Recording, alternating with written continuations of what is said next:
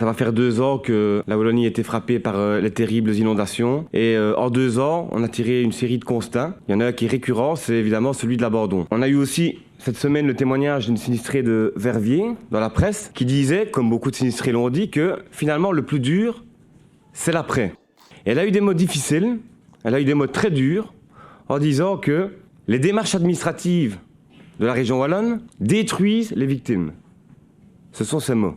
Détruisent les gens. Et donc évidemment, ici on parle des démarches administratives de la région. Et puis il y a aussi celle des assurances. Et là c'est encore plus compliqué.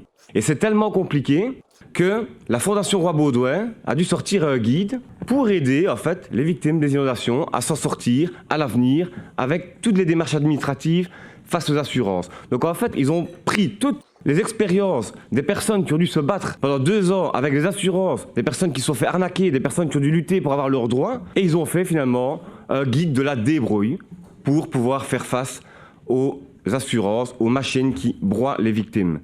Et donc c'est quand même fou qu'en Wallonie, en 2023, on a besoin d'un guide pareil pour pouvoir s'en sortir dans les démarches alors qu'on est victime d'inondations.